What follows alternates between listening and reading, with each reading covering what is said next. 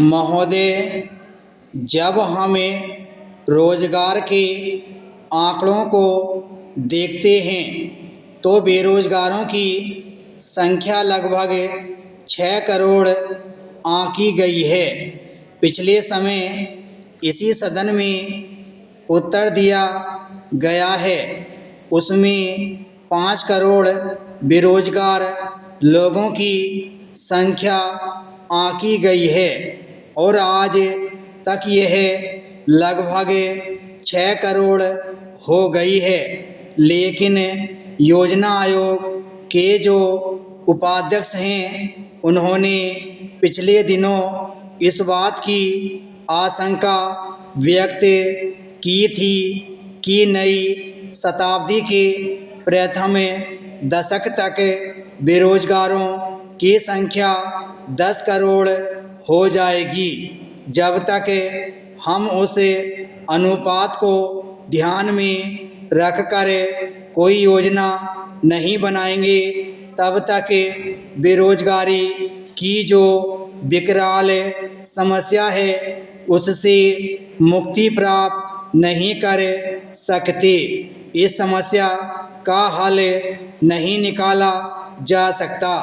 इसलिए योजनाकारों को योजना बनाते समय इन सारी बातों पर ध्यान देना चाहिए। जहाँ तक रोजी रोटी का प्रश्न है, गांव से शहर की तरफ लोग पलायन कर रहे हैं। उनकी वजह यह है कि जो हमारे श्रमिक मजदूर साथी हैं, गांव में रहने वाले हैं, उनके लिए गांव में रोजगार उपलब्ध नहीं है।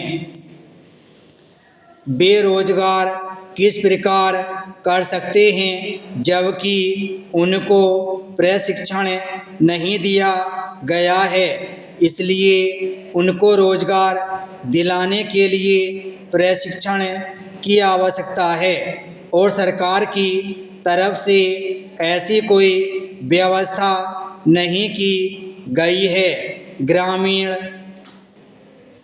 आंचल में रहने वाले लोगों को रोजगार उपलब्ध कराने के लिए जो कुटीर उद्योग प्रारंभ किए गए हैं, उन कुटीर उद्योगों से संबद्ध करने के लिए प्रशिक्षण का काम करना चाहिए। आज शहर के मुकाबले गांव में बेरोजगारी की समस्या बहुत ज़्यादा है। मैंने जो आंकड़े बताए वह रोजगार वृद्धि की जो अनुमानित दर है वह 2% है और जो मांग है वह 4% है। इसमें अंतर 2% का है। यह जो खाई है इसको पाटने की आवश्यकता है और इसे पाटने के लिए सरकार की तरफ से आवश्यक कदम उठाए जाने चाहिए। ऐसा मेरा आपके माध्यम से इस सरकार से आग्रह है, तब ही कुछ सार्थक प्रयास हो सकेगा। इस देश से बेरोजगारी को दूर करने के लिए 10वीं योजना के प्रारंभ में करीब 6 करोड़ की बेरोजगारी आंकी गई थी, लेकिन इसी 10वीं योजना के अंत तक करीब 10 करोड़ लोगों की बेरोजगारी को आंका गया।